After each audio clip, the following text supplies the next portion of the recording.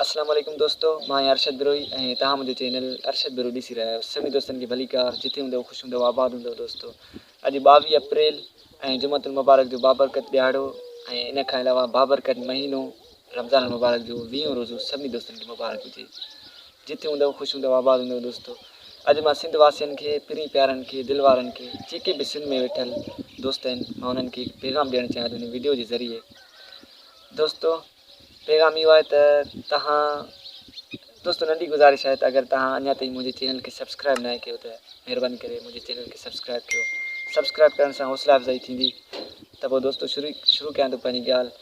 दोस्तों सिंध वासियुनि खे, पिरी प्यारनि खे, दिलि वारनि खे हिकु पैगाम ॾियणु चाहियां थो हिन वीडियो जे ज़रिए त तव्हांखे थोरो बि कंहिं बि क़िस्म जी ॼाण आहे त तव्हां यूट्यूब ते अचो, कमु कयो।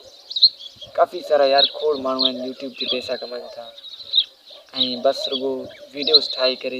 यार तजुर्बेगार ऐं ज़हीन माण्हुनि जे लाइ कहिड़ी वॾी ॻाल्हि आहे वीडियोज़ ठाहिणु।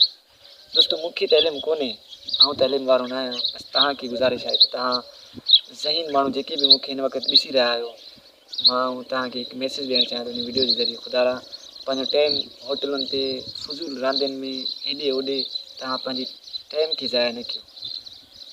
कुझु बि कयो, महिनत कयो। दोस्तों यूट्यूब पैसा ॾिए थी, तव्हां महिनत कंदव, तव्हां वीडियोज़ सुठा ठाहींदव, तव्हांखे व्यूज़ मिलंदा ऐं सब्सक्राइबर मिलंदा। इंशाल्लाह तव्हांजो जेको आहे त अर्निंग बि हिन यूट्यूब ते थींदी।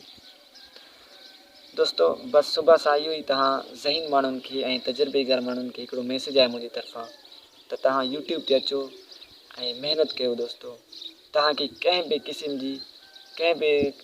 जी तव्हांखे ॼाण आहे, तव्हां उहा पंहिंजी ॼाण ज़ाहिर कयो ऐं मुख़्तलिफ़ वीडियोज़ ठाहियो तव्हां ऐं यूट्यूब ते अपलोड कयो। दोस्तों ऐं तव्हां यूट्यूब जे सिस्टम खे सम्झो, इंशाल्लाह तव्हांखे सम्झ बि अची वेंदी। त पोइ दोस्तों मुंहिंजूं ईअं ॻाल्हियूं हुयूं तव्हां दोस्तनि जे अॻियां। अगरि मुंहिंजूं ॻाल्हियूं तव्हांखे पसंदि आयूं हुजनि त चैनल खे सब्सक्राइब कजो ऐं लाइक कजो। अगरि वीडियो सुठो लॻे त शेयर कजो। त पोइ मूंखे ॾींदा इजाज़त। वरी इंशाल्लाह मिलंदासीं नेक्स्ट वीडियो में। ख़ुदा हाफ़िज़।